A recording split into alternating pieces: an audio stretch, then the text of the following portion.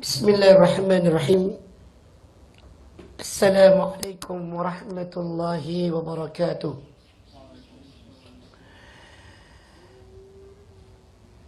Innal hamdalillah nahmaduhu wa nasta'inuhu wa nastaghfiruh wa na'udzu billahi min shururi anfusina wa min sayyiati a'malina. من يهده الله فلا مضل له ومن يضلل فلا هادي له أشهد أن لا إله إلا الله وحده لا شريك له وأشهد أن محمدا عبده ورسوله اللهم صل وسلم وبارك على نبينا محمد وعلى آله وصحبه ومن تبعهم بإحسان إلى يوم الدين أما بعد إخواني في الله رحمني ورحمكم الله. Kembali kita bermajlis ilmu, dan ini suatu anugerah Allah yang termasuk di antara anugerah yang terbesar, karena sungguhnya majlis ilmu seperti ini adalah majlis yang hanya Allah khususkan bagi orang-orang yang dipilihnya, dan majlis ilmu ini adalah satu taman di antara taman-taman surga Allah Subhanahu wa taala. Semoga kehadiran kita di sini adalah kehadiran yang mendatangkan kebaikan, keberkahan untuk kita semuanya, dan menambah keimanan kita kepada Allah, serta membawa keselamatan dunia dan akhirat kita, dan menambah amal ibadah kita kepada Allah Subhanahu wa taala. Allahumma amin. Para jemaah sekalian yang dimuliakan Allah, bahasan kita pada pertemuan hari ini tentang kitab Al-Kabair adalah tentang Al-Kabiratus Tsaniyah, dosa besar yang kedua. Dosa besar yang kedua adalah qatlun nafsi, dosa besar membunuh jiwa. Ya, dosa besar membunuh jiwa. Dari judulnya saja menunjukkan tentang keagungan syariat Islam, di mana dari judul tersebut telah nampak bagaimana syariat Islam ini menjaga setiap nyawa, menjamin keselamatannya dan keamanannya. Maka tidak boleh darah itu tertumpahkan kecuali dengan 3 kejadian. Yang kata Rasulullah sallallahu alaihi wasallam, la yahillu damu imri'in muslim illa bi 3.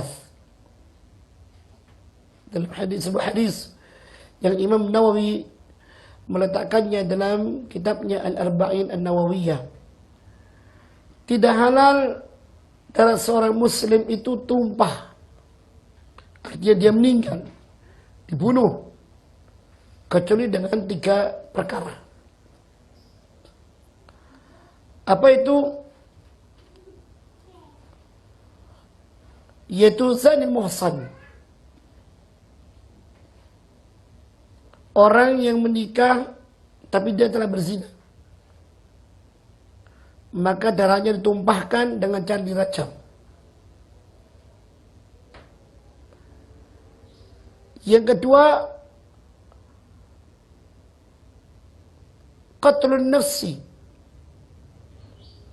allati harrama Allah alaihi, membunuh jiwa yang diharamkan oleh Allah. maka pembunuhnya dibunuh dengan cara dipancung. Yang ketiga, at-tariku lidinihi al-mufariqu lil jamaah, yaitu orang muslim yang murtad. Ketika dia murtad,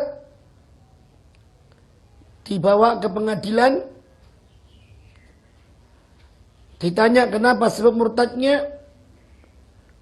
Kalau dia memiliki syubhat, syubhatnya dibantah,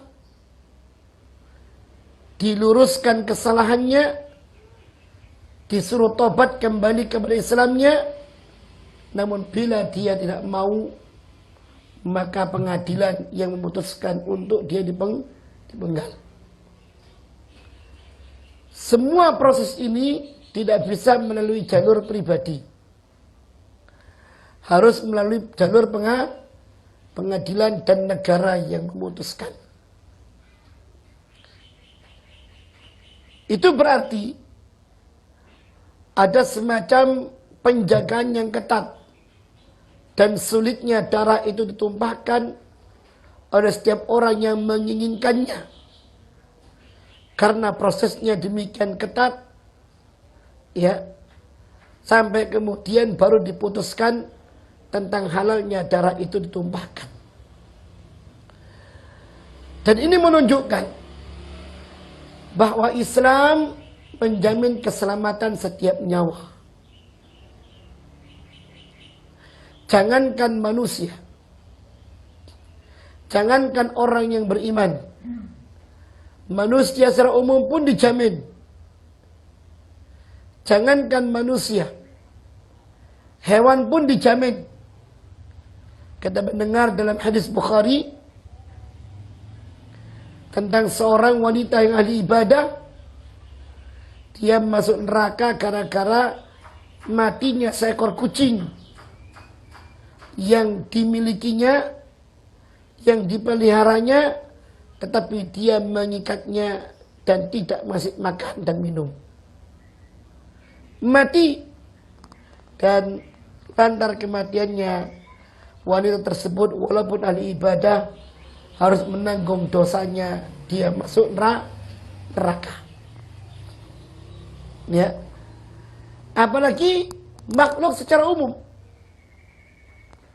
Rasulullah sallallahu alaihi wasallam pernah ditanya, "Ya Rasulullah, a inna fil baha wa inna lana fil bahaimi ajran?" Ya Rasulullah, apakah kita ini dalam berbuat baik kepada binatang memiliki pahala? Kata Rasulullah, "Fi kulli dhati kabidin ratbatin ajrun." Hadis Muslim. Pada setiap perbuatan baik kepada setiap makhluk yang bernyawa, itu ada sisi pahalanya. Nah, sampai-sampai kita mendengar tentang firman Allah Subhanahu wa taala yang ada di dalam surah Al-Maidah ayat yang ke-32. Allah Subhanahu wa taala mengatakan di tengah-tengah ayat tersebut, min ajli dzalik, di awalnya Allah mengatakan min ajli dzalik katabna ala bani Israel, lantaran semuanya itu kami pun wajibkan kepada Bani Israel, annahu man qatala nafsan bighairi nafsin aw fasadan fil ardi faka'annama qatala an-nasa jami'a, bahwasanya siapa orang yang membunuh satu jiwa tanpa hak atau dia berbuat kerusakan di muka bumi ini, maka seakan-akan dia telah membunuh manusia semuanya. Wa man ahyaha faka'annama ahyan nasa jami'a. Namun siapa yang menjamin kehidupan satu nyawa, maka dia seakan-akan telah menghidupkan manusia semuanya. Ya, ini surah Al-Maidah ayat yang ke-32. Lihat bagaimana indahnya syariat Islam. Ya. Yang mana keindahan syariat Islam ini tertutupi oleh kejahilan umat Islam itu sendiri. Bahkan ditutupi oleh berbagai macam berita-berita yang ingin menyingkirkan tentang keindahan syariat Islam. Dikatakan Islam itu teroris. Dikatakan Islam itu radikalis. Dikatakan Islam itu ekstremis. Kalimat-kalimat yang seakan-akan Islam itu sadis.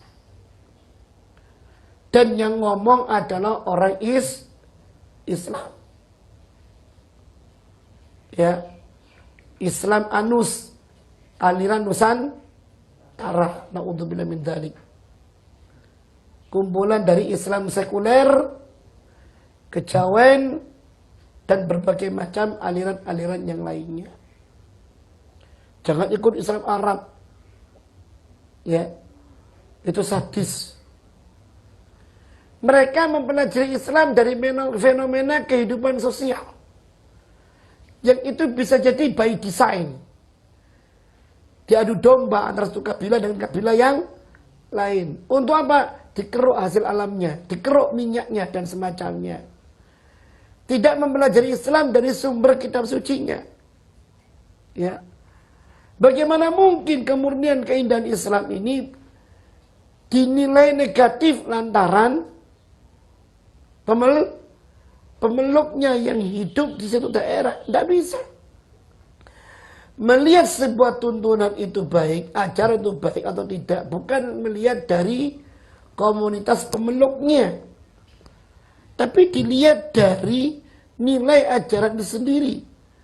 Karena bisa jadi komunitas pemeluk ketika mereka memahami agama yang dianutnya, itu pemahaman yang dianutnya adalah pemahaman yang bias, atau pemahaman yang sengaja dibiaskan, atau pemahaman yang sengaja dibelokkan untuk disampaikan seakan-akan ini adalah pemahaman Islam yang sebenarnya. Tidak bisa. Ya, antum lihat keindahannya Islam lagi. Rasulullah SAW mengatakan apa? Rasulullah mengatakan al-imanu bid'un wa thalathuna syu'bah. Iman itu ada 73 cabang lebih. Ada 73 cabang lebih. A'laha qawlu la ilaha illallah. Yang paling tinggi iman itu adalah ungkapan persaksian la ilaha illallah dengan segala konsekuensi yang melekat yang ada padanya.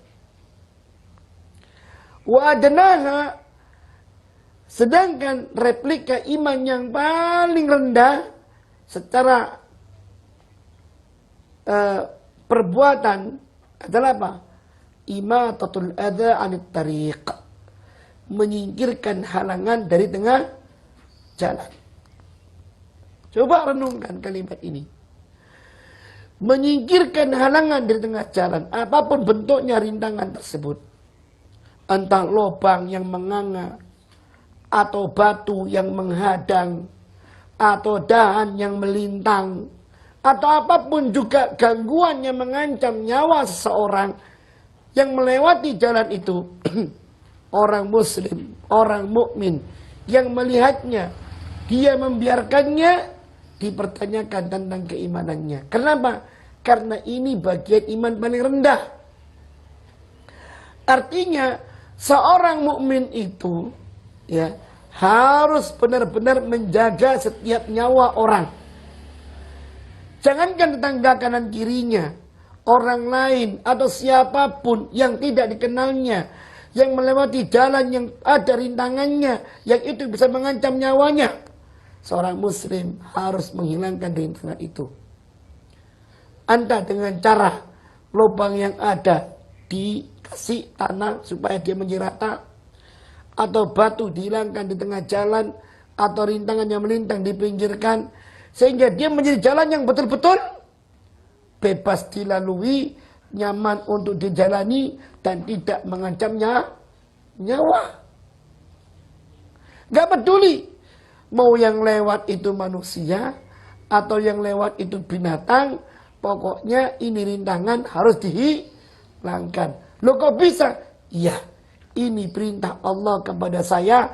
Aplikasi ini adalah bagian iman yang paling rendah. Kalau nggak ada, dipertanyakan. Lah kok masih ada orang yang mengatakan Islam itu teroris? Dan kok ngene iki lho? Gak oleh. Itu berarti apa? Tidak ada dan bukan ajaran dari Islam orang yang membawa rintangan ke tengah jalan atau membawa sesuatu membahayakan manusia di tengah kerumunan seperti bom bunuh diri, Anda di terminal, Anda dimanapun juga, itu bagian dari Islam dengan istilah jihad. Tidak bisa. Ya, makanya kita perlu belajar para jamaah. Dari sinilah kita bisa menjawab. Kita ini maaf ya, benar kata para ulama, an-nasu aduwwu ma jahilu. Manusia itu musuh dari kebodohannya sendiri. Karena kita nggak tahu syariat Islam. Dan karena Islam yang dimunculkan adalah potret yang berseberangan. Akhirnya kita mengatakan, loh kok ini loh, nek wong ngaji ku, jenggoten cingkrang, ya, wong wedok pakai cadaran, kok ngene lho medani. Padahal itu bisa by design. Bukan begitu ajaran Islam itu. Akhirnya apa? Mengeneralisasikan apa yang menjadi kejadian. Sampai kemudian apa? Mencurigai sesama kaum muslimin.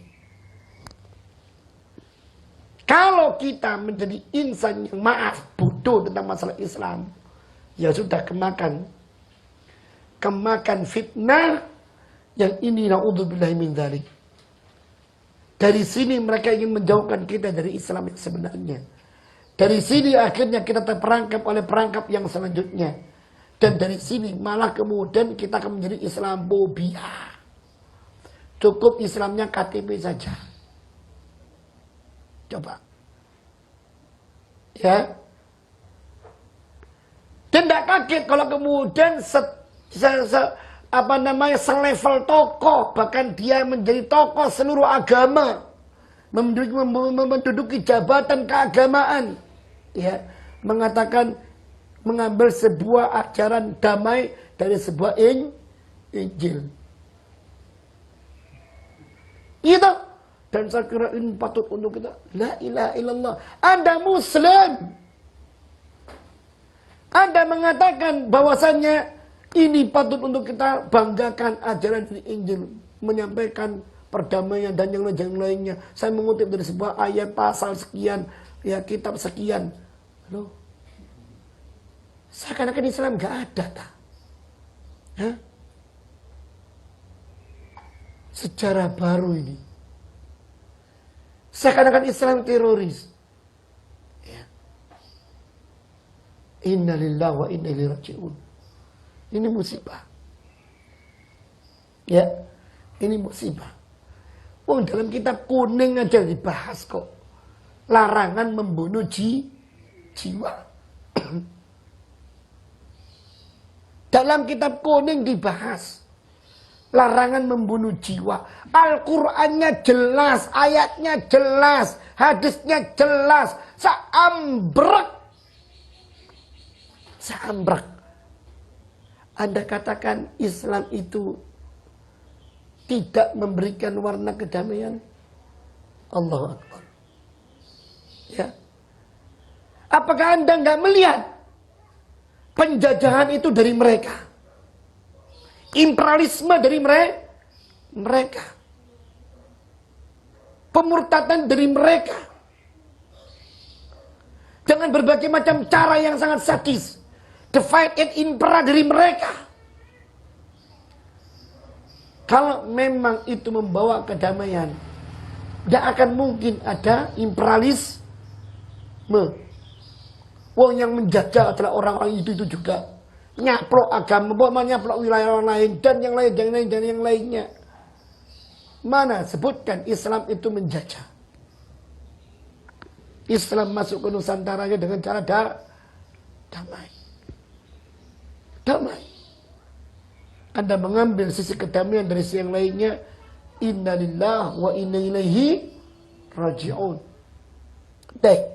Itu baru muqaddimah. Ya, sebelum kita masuk dosa besar yang kedua ini tentang larangan membunuh jiwa. Baik, kita ikuti. Kita lihat ayat yang pertama. Allah Subhanahu wa taala berfirman, "Wa man yaqtul mu'minan muta'ammidan fajaza'uhu jahannam khalidan fiha wa ghadiba Allahu 'alaihi wa la'anahu wa 'adda lahu 'adzaban alima." Dalam surah An-Nisa ayat 93. Ini andai kata surat ini pernah terdengar oleh kaum yang suka carok atau semacamnya, insya Allah carok itu hilang. Saya tidak tahu ini ayat pernah disampaikan apa enggak. Sehingga budaya itu kok selalu ada. Dan terwariskan sampai sekarang. Dan menjadi sebuah kebanggaan yang harus dilestarikan. Inna lillah wa inna ilaihi raji'un. Lihat apa kata Allah. Dalam surah An-Nisa ayat 93. Wa man yaqtul mu'minan muta'ammidan. Siapa orangnya yang membunuh orang mukmin dengan sengaja. Lihat. Ada rencana, ada niat, ya, membunuh seorang muslim dengan sengaja. Entah Anda yang menyuruh atau kita yang mengeksekusi, ya, semua kena. Semua kena. Ya. Apa balasannya membunuh orang mukmin dengan sengaja? Fajaza'uhu jahannam. Balasannya pertama adalah neraka jahanam. Khalidan fiha. Masuk neraka jahanamnya secara kekal. Ini yang kedua. Wa ghadiballahu alaihi. Yang ketiga, Allah murka kepada orang ini. Yang keempat, wa la'anahu. Allah melaknat orang ini. Ya. Yang kelima, wa a'adda lahu 'adzaban 'azima. Allah sediakan bagi orang ini azab yang sangat pedih. 5 ancaman para jamaah. 5 ancaman. Kata Syekh Muhammad bin Shalih Al-Utsaimin, 5 ancaman yang Allah sediakan bagi orang-orang yang membunuh orang mukmin dengan sengaja. Ya. 5 ancaman.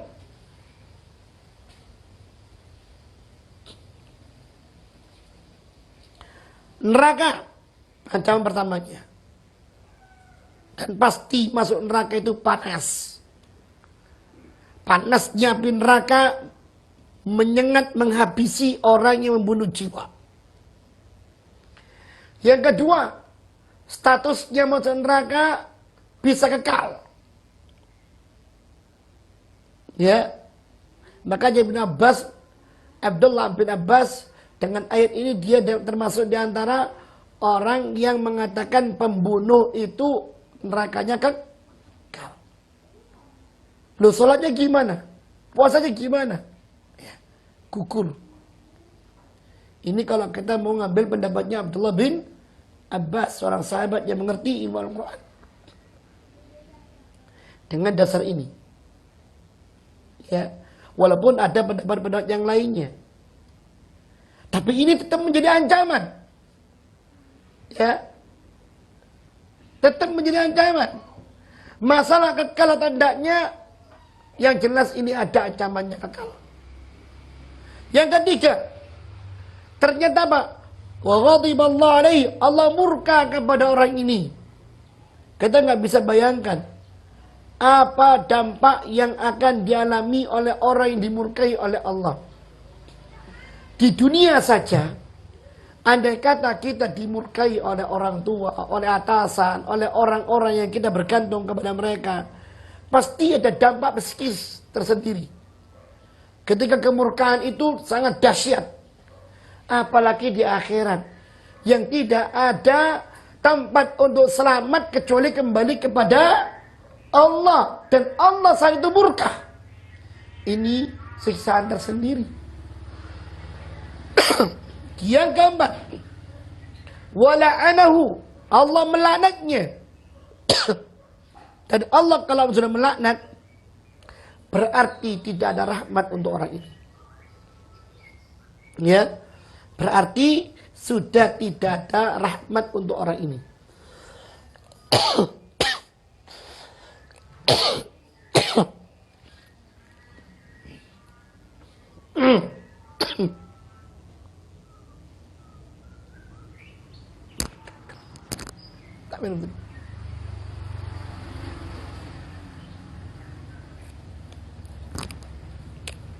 Bismillah.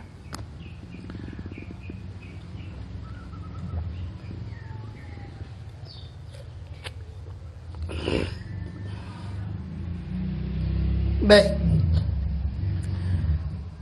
Kalau sudah Allah melaknat, maka tidak ada rahmat. Kalau nggak ada rahmat, jangan harap bisa muncul adanya ampunan. Semua tergantung kepada Allah. Dan kalau sudah kondisinya sulit seperti ini, sangat bahaya. Yang kelima, wa'adda lahu 'adzaban 'azima. Maksudnya orang itu ke dalam neraka tidak hanya kobaran api yang menyiksanya, ada azab lain yang Allah sediakan untuk mereka. Na'udzubillah min dzalik. Ya. Makanya ikhwan, hati-hati dengan nyawa itu. Saya emosi, boleh emosi. Ya. Saya marah, silakan marah. Saya jengkel, silakan jengkel. Tapi jangan sampai Anda menghilangkannya nyawa. Ya, hati-hati. Hati-hati kalau sudah menghilangkan nyawa ini. Orang kadang-kadang gara-gara hasad membunuh. Gara-gara gengsi membunuh. Ya. Masalah sepele. Masalah sepele, gengsi membunuh. Kenapa kok sampai membunuh? Iya, dia habis menergus, habis bentak saya depan orang. Hanya karena bentak Anda membunuh. Seberapa harga diri Anda? Ya. Aneh. Ini yang banyak terjadi.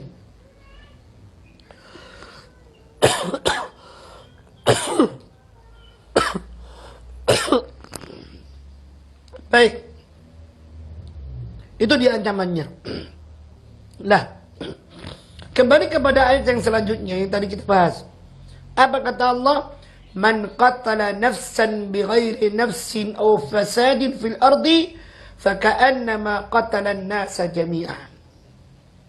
Orang yang membunuh satu jiwa tanpa kebenaran, artinya dia membunuh bukan karena balasan, karena orang itu telah membunuh, ya. Dan tentunya proses balasan ini melalui pengadilan, ya. Kata Allah, siapa membunuh satu jiwa atau dia membuat kerusakan di muka bumi ini, maka seakan-akan dia telah membunuh manusia semuanya. Ya, satu orang yang kita tumbangkan itu sama dengan kita menumbangkan manusia yang lainnya. Berat ini insyaallah. Berat. Sangat berat. Sangat berat. Tidak mudah ini. Wong besok aja. Orang yang membunuh keluarganya sendiri. Misalkan bayi yang dikubur hidup-hidup itu. Dia akan ditanya. Orang tuanya akan dihisap sehabis-habisnya.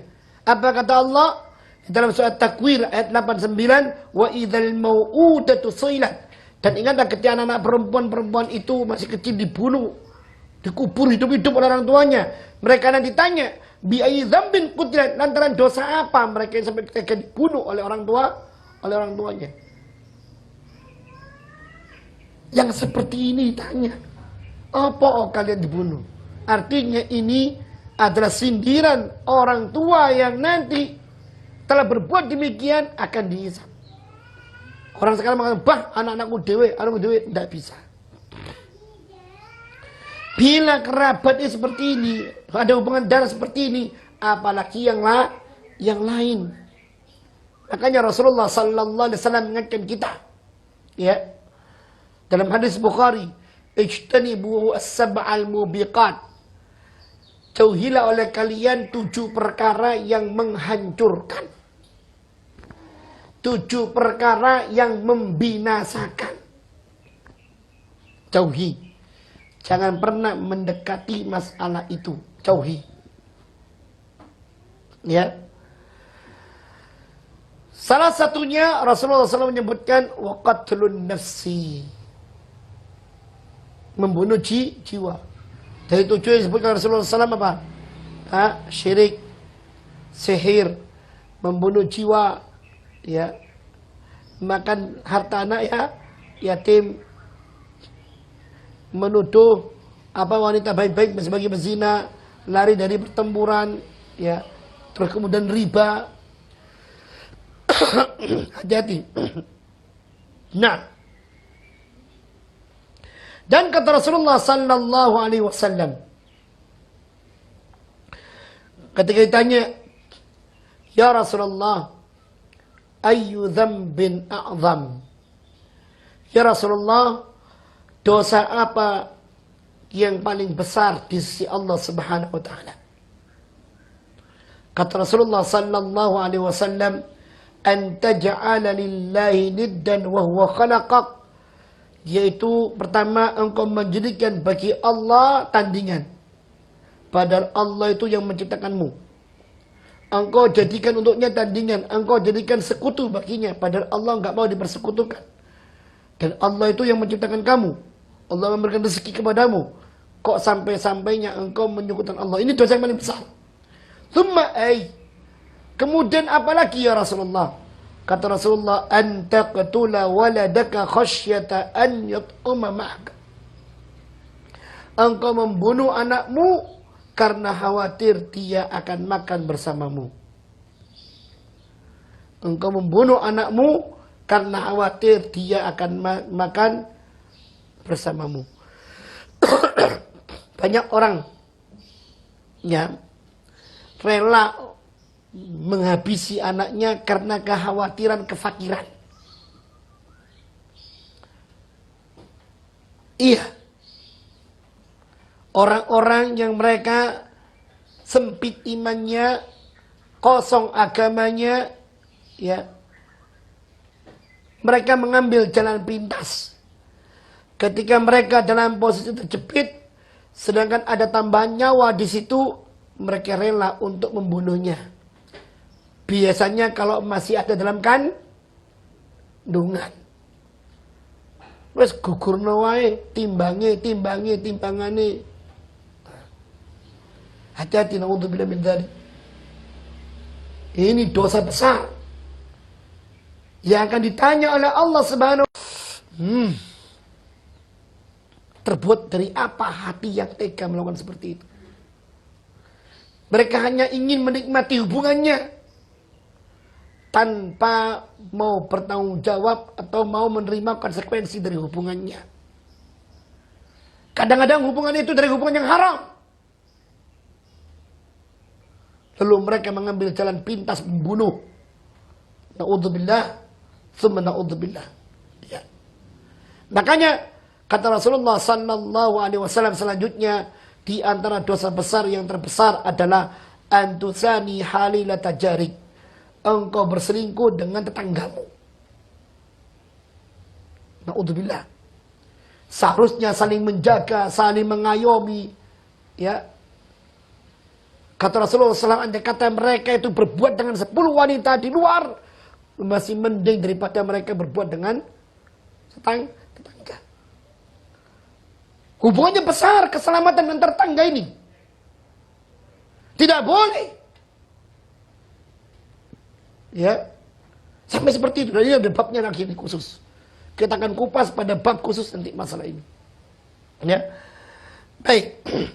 Dan kata Rasulullah sallallahu alaihi wasallam lagi, ancaman terhadap dosa membunuh ini. Ustaz, bagaimana kalau tanya bagaimana dengan orang yang duel? Ya, duel. Mereka berseteru duel akhirnya. Gegeran duel akhirnya. Satu mati. Apakah yang mati ini juga masuk neraka? Disebutkan oleh Rasulullah sallallahu alaihi wasallam dalam hadis Bukhari ini, "Idzal taqal muslimani bisayfihima." Bila ada dua orang muslim berhadapan dengan menghunuskan pedang mereka atau senjata mereka, fal qatil wal maqtulu finnar. Orang yang membunuh dan orang yang dibunuh sama-sama masuk neraka.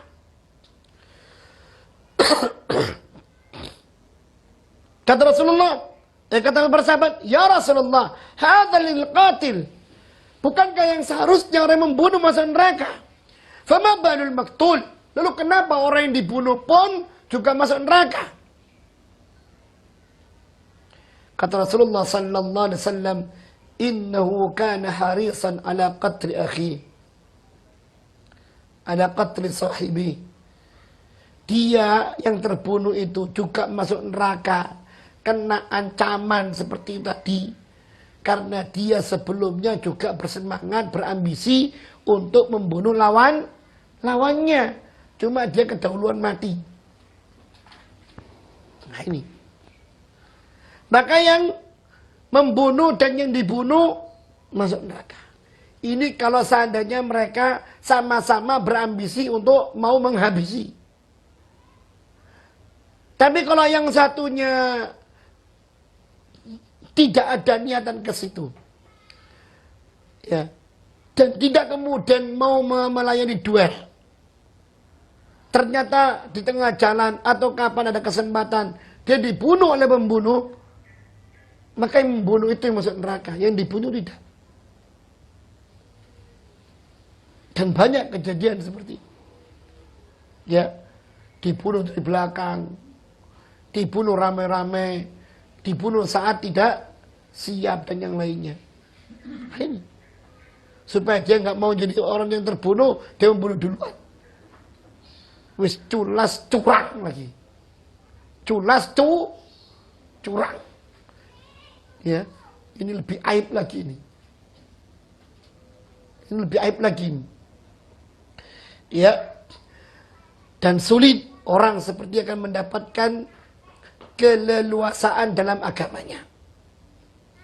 Kata Rasulullah sallallahu alaihi wasallam, la yazalul mar'u fi fushatin fi dinihi ma lam yatanadda bidamin haramin. Senantiasa seorang itu dalam kelapangannya dalam beragama, dia akan mendapatkan berkah dalam beragamanya, kemuliaan dalam beragamanya, selama dia tidak menumpahkan darah yang diharamkan, selama dia tidak membunuh.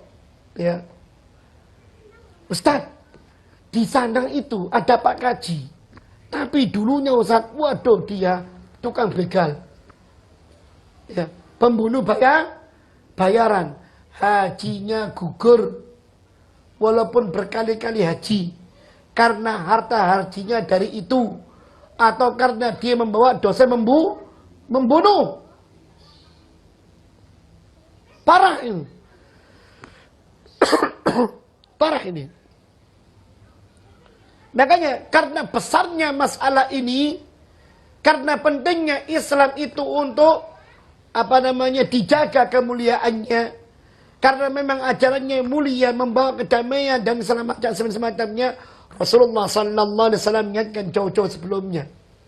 Kata Rasulullah sallallahu alaihi wasallam sebelum kematiannya, sebagaimana hadis Bukhari, la tarji'u ba'di kuffara yadribu ba'dukum riqaba ba'din. Jangan kalian setelah aku meninggal ini kembali kufur, kalian membunuh antara satu dengan yang lain. Ya, gegeran. Ya apa? Wah, pateni, ayo rame-rame. Aduh. Nah ini, ya, terjadi serangan antar suku, ya, terjadi serangan antar kabilah, antar grup, Tidak tahu kalau Sidoarjo ini ada enggak. Kalau di mana Jakarta sering, ya, orang Ambon sama orang Betawi atau orang mana, kadang Matraman dalam sama mana, ya. La ilaha illallah. Ya moga-moga MCG antar gang gak ono sing ngono. Amin. Jangan sampai kan begitu. Nauzubillah min dzalik. Atau mungkin MCG dengan yang lainnya, jangan sampai lah, insyaallah. Ya. Hati-hati. Sampai-sampai Rasulullah SAW mengatakan begini. Jangan kamu bunuh ya. Kata Rasulullah dalam ketika naik mimbar. Kata Rasulullah SAW begini. Wallahi la yu'min. Wallahi la yu'min. Wallahi la yu'min. Demi Allah orang itu tidak beriman. Demi Allah orang itu tidak beriman. Demi Allah orang itu tidak beriman. Sahabat kaget kok Rasulullah sumpahnya ngomong kayak gini. Diulang-ulang lagi. Sampai-sampai kata Rasulullah SAW, kata para sahabat, ya Rasulullah siapa yang gerangan yang anda maksud? Kata Rasulullah, alladzi la ya'manu jaruhu bawa'iqahu. Orang yang mana tetangganya nggak pernah merasa aman dari tindak tanduknya. Omongannya ketus, tingkah lakunya kasar. Kalau kemudian bersinggungan, wani geger apa? Nah ini. Kata Rasulullah, wallahi la yu'min. Orang seperti ini tidak beriman. Makanya kata hadis beliau dalam hadis yang lain, man kana yu'minu billahi wal yawmil akhir falyakul khairan aw liyasmut. Siapa orangnya yang dia beriman kepada Allah dan hari akhir, hendaklah dia ngomong yang baik atau diam. Jangan mengungkapkan kata-kata yang membangkitkan amarah, mendulang permusuhan, membuat permusuhan, pertikaian, menimbulkan fitnah atau dosa atau semacamnya. La, man kana yu'minu billahi wal yawmil akhir falyaqul khairan aw liyasmut. Orang yang dia beriman kepada Allah, siapapun dia, ya, kalau memang betul-betul mengaku beriman kepada Allah dan hari akhir, artinya dia takut dengan hisab yang ada di hari akhir. Apa kata Rasulullah? Falyaqul khairan aw liyasmut. Antara dia ngomong yang baik atau dia diam. Kata Rasulullah lagi, wa man kana yu'minu billahi wal yawmil akhir falyukrim dhaifah.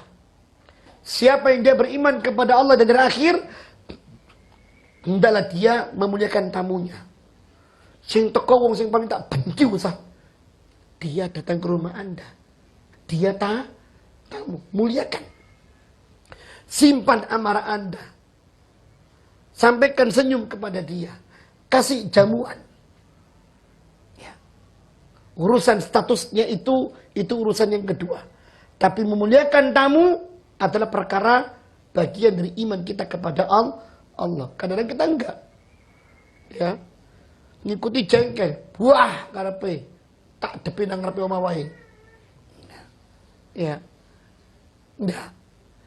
Kata Rasulullah lagi, "Wa man kana yu'minu billahi wal yawmil akhir", siapa orang yang beriman kepada Allah dan hari akhir, falyukrim jarah, hendaklah dia memuliakan tetangganya. Tetangga kanan, kiri, depan, belakang, ya. Dan jumlah mereka, kata Imam, ada yang menisbatkan ini kepada Imam Syafi'i, adalah dari Anda 40 rumah. Kanan 40 rumah, kiri 45, depan ini 40 rumah. Ada menyebutkan begitu, para ulama salaf begitu. 40 rumah, itu tanda Anda. Ya. Semakin dekat dia dengan pintu rumah kita, semakin berhak dia mendapatkan kebaikan kita. Kata Aisyah, ya Rasulullah, aku punya 2 tetangga. Ya. Kepada siapa yang berhak mendapatkan kebaikanku paling utama? Kata Rasulullah, yang paling dekat pintunya dengan pintu rumahmu. Ya, buka pintu ketemu dia, buka pintu. Assalamualaikum, waalaikumsalam. Ya. Komunikasi Anda terjalin ini terus. Maka sebaiknya ini yang Anda jalin. Walaupun juga harus dengan yang lainnya dijalin. Adalah satu hal yang aneh. Dengan tetangga depan, kanan, kiri yang kita lihat dan mereka betul-betul dekat rumahnya dengan kita secara pintu. Kita kemudian memiliki sesuatu yang berjarak. Aneh. Inilah adab. Ini akhlak. Dan kadang-kadang kita nggak paham masalah ini. Ustaz, beda warna. Emangnya kenapa kalau beda warna? Dia kulit hitam, kulit merah, kulit kuning, kulit apa, terserah. Ya. Terserah. Kata para ulama, hak tetangga itu 3.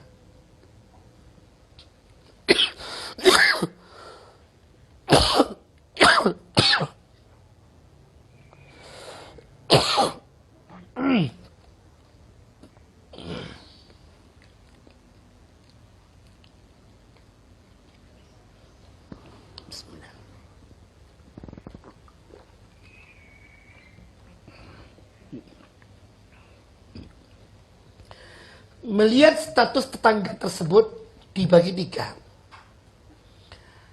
Tetangga itu muslim. Dia tetangga, dia muslim, dia kerabat. Maka bagi dia 3 hak. Hak kerabat, hak muslim, hak tetangga.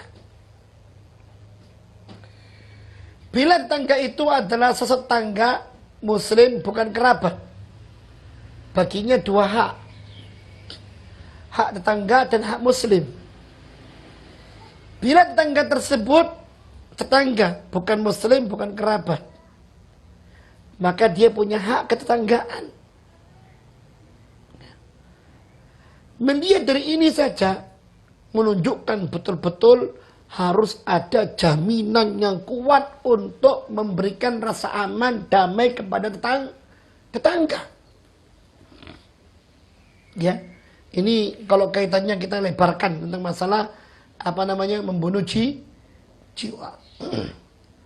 Nah, dan yang jelas bahayanya sampai kita melayangkan nyawa seorang muslim ini ternyata di sisi Allah sangat dahsyat. Kata Rasulullah sallallahu alaihi wasallam dalam hadis Nasa'i, la zawalu la qatlu mu'min a'zamu mindallah min zawalid dunya. Terbunuhnya seorang muslim itu nilainya lebih berat, lebih dahsyat di sisi Allah ketimbang hilangnya dunia. Hilang dunia ini masih mending bagi Allah.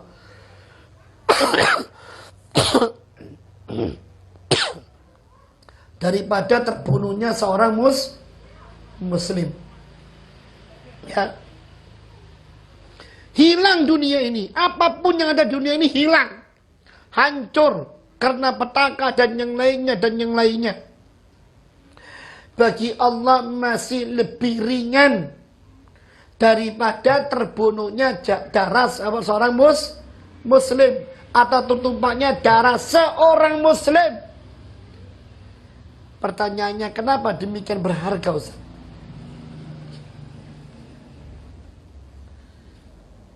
Kenapa demikian berharga? Karena iman yang ada pada dirinya. Kalimat la ilaha illallah itu andai kata ditulis dalam sebuah kartu kecil, ya. Kita pernah mendengar hadis bitaqah. Hadis bitaqah itu hadis tentang sebuah kartu. Ketika ada seorang hamba disidang oleh Allah Ta'ala, ya, disidang. Hamba ini memiliki 99 lembar catatan amal. Satu lembarnya itu lebarnya ke depan sejauh mata memandang, ke kiri sejauh mata memandang, ke kanan sejauh mata memandang.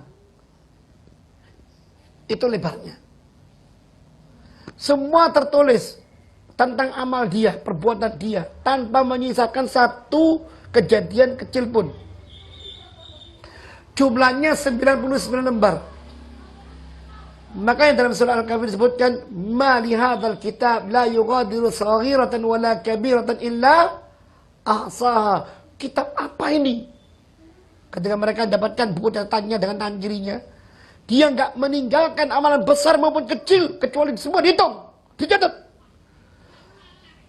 Ketika dia baca satu persatu, wah celaka kata dia. Celaka, habis aku ini, habis. Dibuka lembaran-lembarannya, banyak catatan buruknya. Ya, wes, habisnya.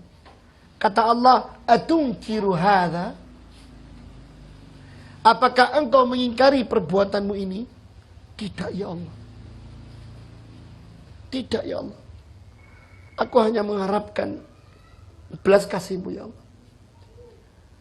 Kata Allah, "Innaka la tuzlam.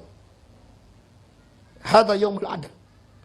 Ini hari keadilan, engkau tidak akan dizalimi. Dibuka lagi. Apa kau mengingkarinya? Tidak ya Allah. Dibuka lagi. Apa kau mengingkarinya? Tidak. Wis.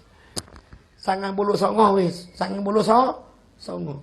Kira-kira diary kita kan sampai ini. Kira berapa halaman ini?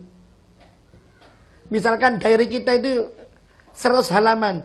Didelok wingi ngapunten ya.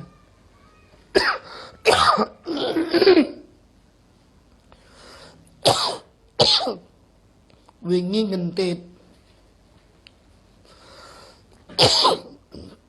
Saiki bojo. Ya. Terus ono maneh gegeran. Ono maneh apa? Apa? Macam-macam pokoknya.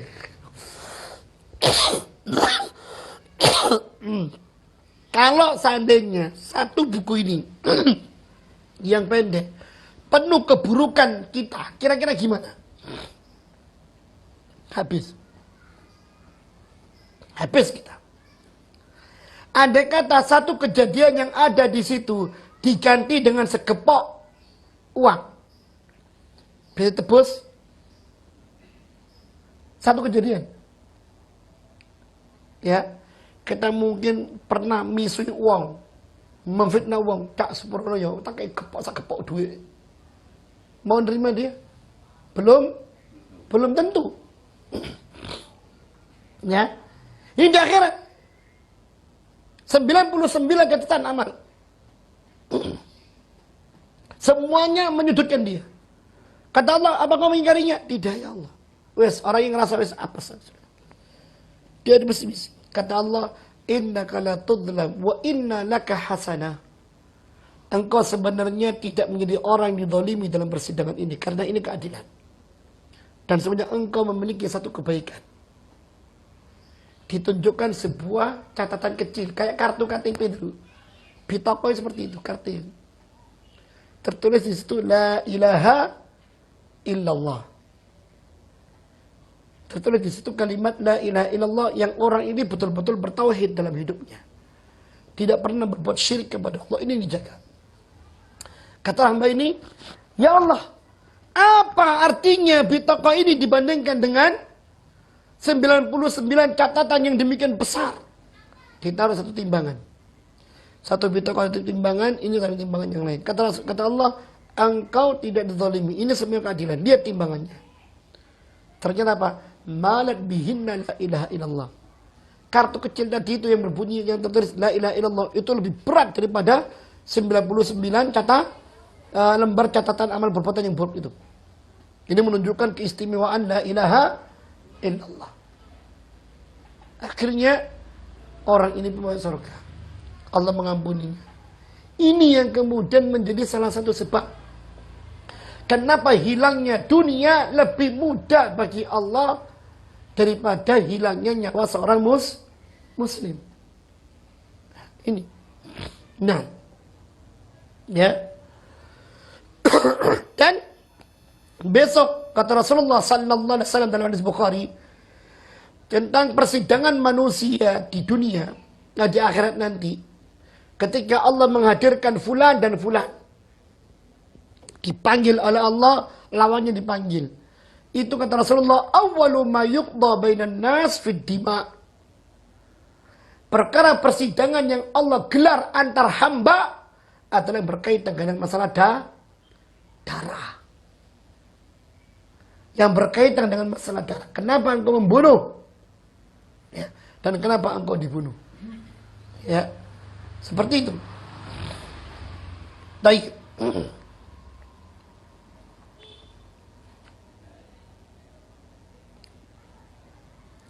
Nah, para jamaah sekalian yang dimuliakan Allah Subhanahu wa taala. Pertanyaan selanjutnya. Apakah ada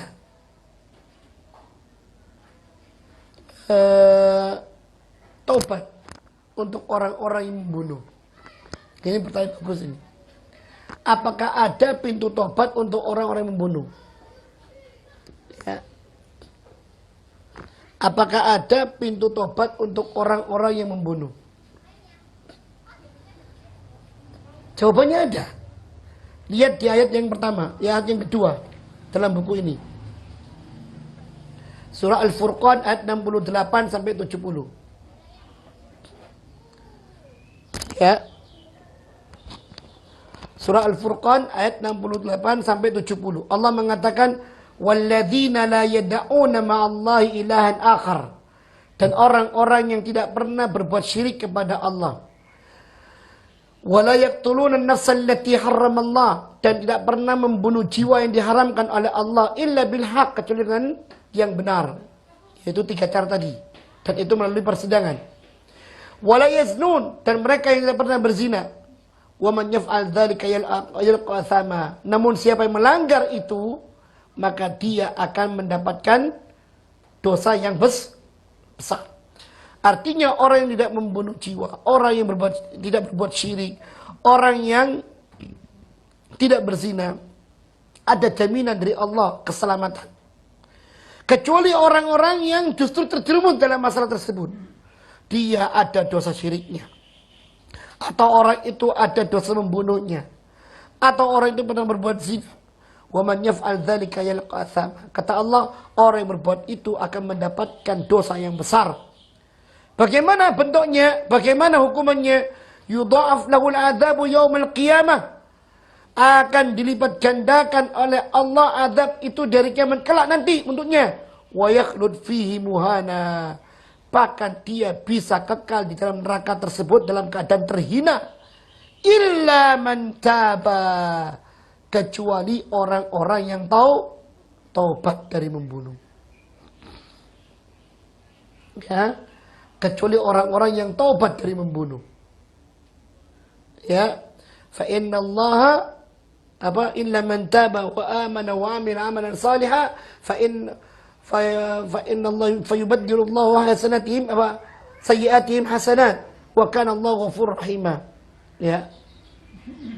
Kecuali orang-orang yang taubat, kemudian beriman kembali, kemudian beramal saleh kembali, Allah mengganti keburukan mereka menjadi kebaikan. Dan Allah Maha Pengampun. Lah, ayat ini adalah pintu harapan. Angin segar bagi orang-orang yang tadinya memiliki dosa yang sangat besar, yang mungkin saat itu dia kelak. Dia gelap mata, dia kalap, dia yang lainnya. Ya. Akhirnya kemudian tatkala dia menyesal. Maka Allah buka pintu itu. Sebelum dia mati, ada tobat, Allah akan mengampuni tobat, akan mengampuni dosanya. Allah akan menerima tobatnya dengan cara yang benar tobat tersebut. Nah, pertanyaannya adalah, kalau memang ada pintu tobat, bagaimana tobat orang ini bisa betul-betul menjadi tobat yang sempurna? Nah, ini dia.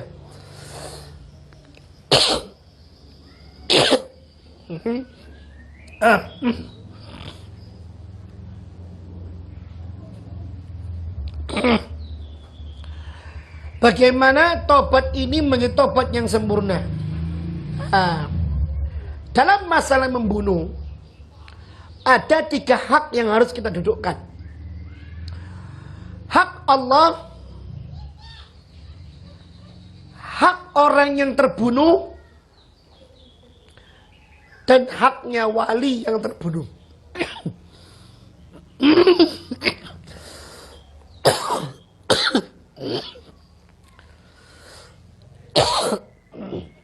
Saya minta maaf. Ada benjolan di sini sebenarnya sudah lama. Kalau kena sedikit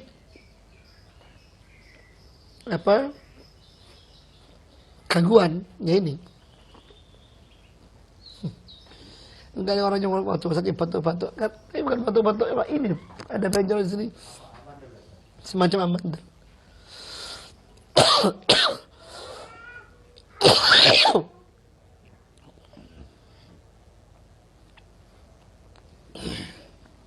Sebentar, Pak. Oh iya betul. Lali aku. Dulu pernah mau dibuang. Banyak mengatur jangan Ustaz. Oh iya wes jangan. Tapi dampaknya gini nih. Terutama kalau itu kondisi drop. Wah sudah.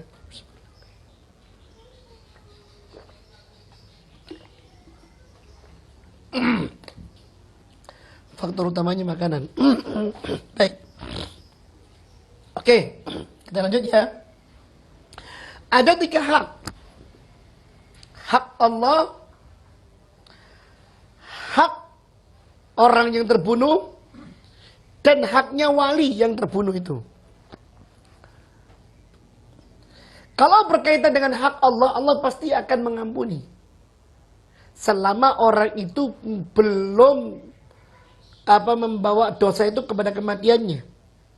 Artinya sebelum nyawa sampai di kerongkongan, orang itu tobat semuanya, Allah mengampuni.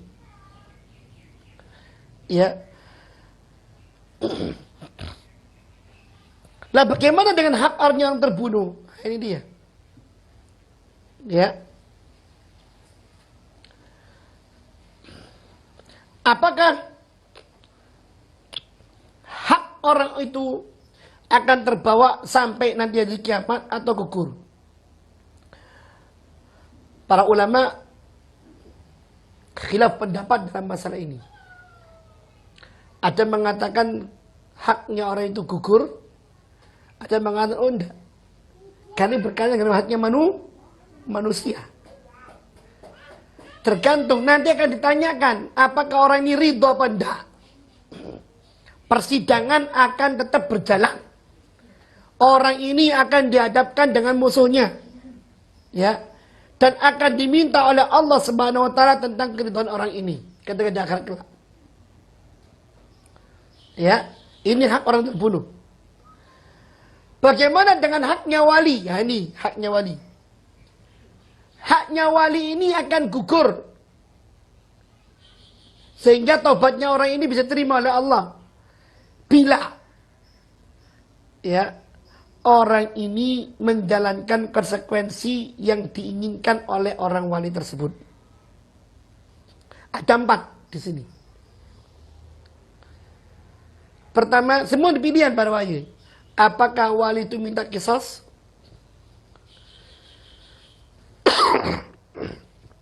Kalau wali minta qisas,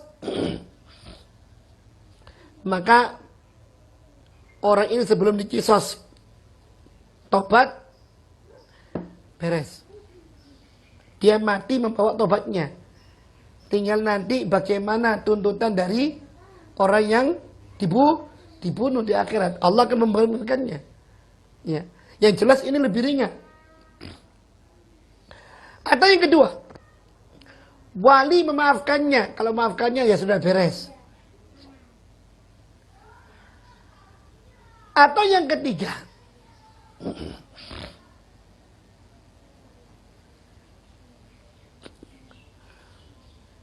yang ketiga, yaitu wali ini minta diat.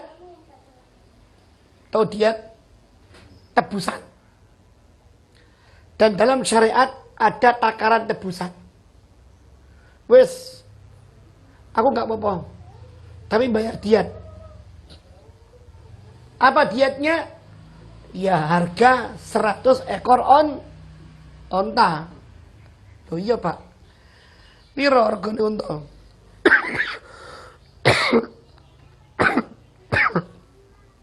Ya jelas unta lebih larang toko sapi. Ya. Wong sapi itu nek korban cuma 7 uang kok. Unta iso 10 uang. Ya. Itu dia. Berapa harga seekor onta kali 100? Nilai itu diberikan kepada wali. Minta diat. Ya. Karena tentunya keluarganya kan pasti kehilangan tulang punggung. Anaknya ada yatim dan yang lainnya. Itu kalau berkaitan dengan laki-laki. Atau yang keempat, dan ini pendapatnya Muhammad. Dia minta ganti yang lebih dari diat. Kalau dia 100 ekor onta, dia enggak, saya enggak mau 100 ekor. Sangat berat bagi saya, cuma 100 ekor onta. Ya. Sangat berat.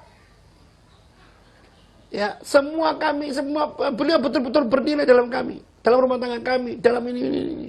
Akhirnya kami minta 3 kali lipat diat. Ya sudah. 3 kali lipat diat, ya sudah, bayar. Ini. Jadi nggak gampang, Pak. Ya.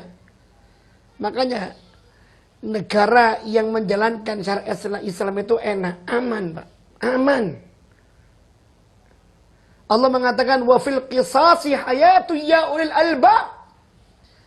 Dalam masalah qisas itu ada jaminan kehidupan yang bisa diimpi-impikan. Sak geger-gegere wong, gak kira mate ini. Gak kira. Anda berani menumpahkan 1 titik tetes darah, kisah 1 tetes darah. Anda melebihi itu, ya begitu. Sampai kemudian membunuh, ya sudah Anda dibunuh. Ini bukan kemudian perkara jago-jagoan, enggak. Ya, wani apa enggak. 1 nyali wani, apa enggak. Ini perkara akhirat ini.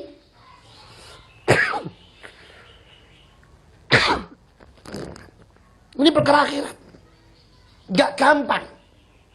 Apa artinya kemudian wani 1 nyali untuk jihad ngoyo?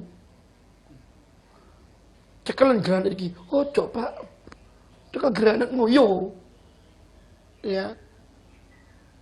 Tidak, ini bukan masalah wani atau tidak wani. Ya. Ini masalahnya akhirat. Buat apa kita mendapatkan pandangan kata orang di dunia, terus kemudian tebus dengan kecelakaan akhirat yang abadi? Na'udzubillah min dzalik. Ya, jangankan untuk itu para jamaah. Coba antum lihat ya pelajaran kita selanjutnya ini. Lihat di akhir-akhirnya. Ya, di akhir-akhirnya. Ngapunten Pak. Terima kasih. Ya, lihat ini. Kata Rasulullah sallallahu alaihi wasallam, "Man qatala mu'ahadan lam yarih raihatal jannah wa inna rihaha yujadu min masirati 40 aman." Hadis Bukhari. Ya. Sampai-sampai membunuh jiwa selain orang muslim itu pun ditata di sini. Siapa yang membunuh orang yang mu'ahad, orang kafir yang terikat perjanjian. Ya. Enggak tahu itu pokoknya halaman-halaman terakhir tentang masalah bab ini. Siapa yang membunuh orang yang terikat, orang kafir yang terikat perjanjian. Ya, kita terikat perjanjian dengan dia, kerjasama untuk membina, untuk membangun dan sama-sama untuk gotong royong. Ya, lakum dinukum waliyadin. Siapa membunuh orang seperti itu, lam yari ra'yatal jannah, dia tidak akan mencium baunya surga. Kok melebu, ngambung ambune lo enggak. Ya, nyium baunya enggak. Wa inna rihaha, dan bahwasannya baunya surga itu yujadu min masirati 40 aman, akan didapat dari jarak sejauh 40 tahun. 40 tahun lagi kita baru nyampe surga. Baunya sudah kecium. Masya Allah. 40 tahun lagi. Baunya sudah kecium. Apalagi untuk orang mukmin. Dan kata Rasulullah SAW lagi yang lain, ya, saya nggak membunuh, saya nggak ikut-ikut. Nah, hati-hati. Tapi Anda ikut memberikan bantuan. Hati-hati. Lihat di situ hadisnya lagi. Hadis riwayat Ibnu Majah. Saya memang nggak bacakan semua hadisnya ya. Kata Rasulullah, man a'ana ala qatli mu'minin. Siapa yang membantu untuk membunuh orang mukmin, bisyatri kalimatin, walaupun dengan separuh kata, laqiyallahu maktubun alai baina ainaihi, dia akan kembali kepada Allah dalam keadaan tertulis di antara kedua matanya, yaitu di jidatnya. Ayisun min rahmatillah, orang yang miskin dari rahmatnya Allah. Ayis itu orang yang tidak bisa diharapkan padanya rahmatnya Allah. Orang yang terhapus dari rahmatnya Allah. Tertulis di sini.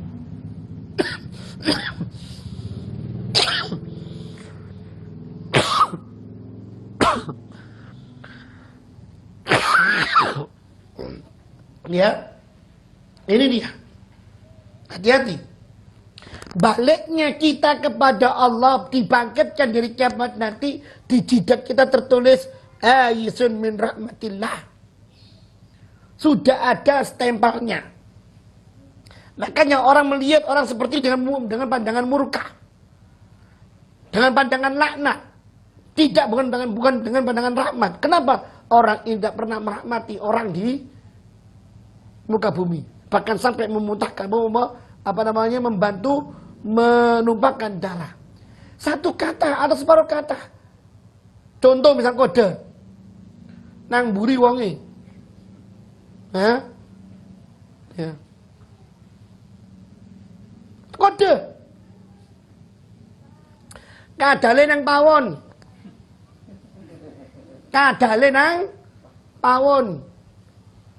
atau dengan isyarat.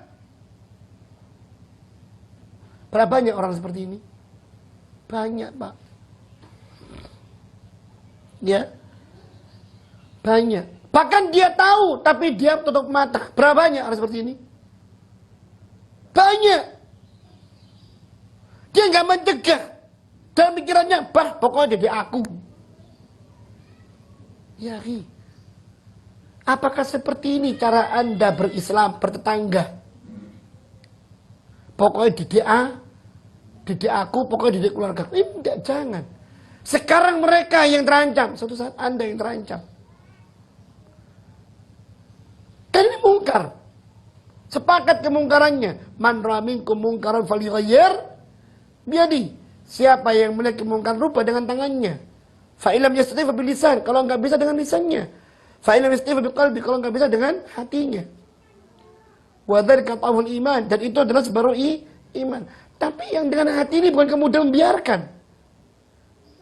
Minimal Anda tahu ada perencanaan, Anda sudah ngasih kode kepada korban. Wes cak jonong gini cak. Apa? Jonong gini sampai sudah disentok di ini apa namanya? Di sniper. Sampai sudah di sniper. Betul. Ojo balik nek iso hilang. Terus gitu. Jangan sampai kita membantu terbunuhnya sebuah nyawa. Ini dibahas pula. Taib, barakallahu fikum. Semoga menjadi pelajaran berharga buat kita semuanya. Ya.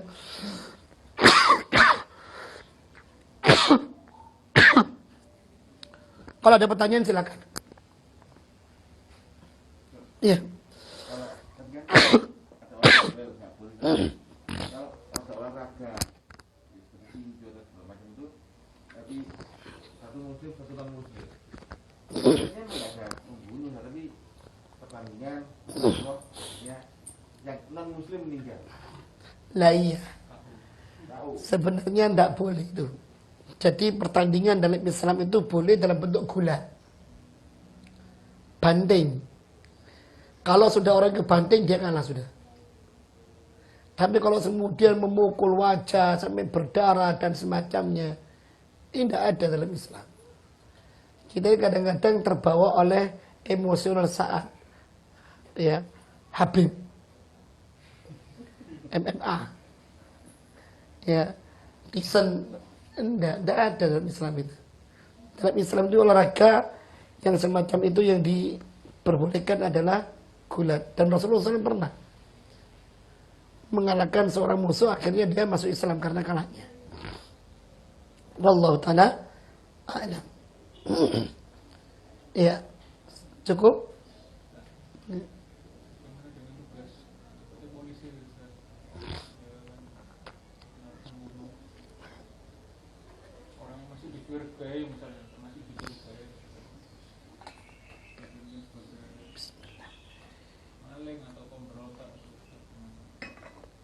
Baik. Seorang petugas keamanan, ya, seorang petugas keamanan, dia selalu pada posisi suudzon. Dan memang petugas keamanan, petugas pertahanan, itu paradigmanya beda dengan kita. Mereka harus pada posisi suudzon. Karena dengan posisi suudzon itu akhirnya keamanan terjamin. Sampai saya melebu. Iku, kok jenggotan, walaupun jenggotan. Ya, tetap harus dititeni. Ya.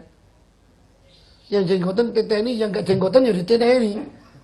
Ojo kemudian yang jenggotan dititeni, yang kelimis, alah, enggak.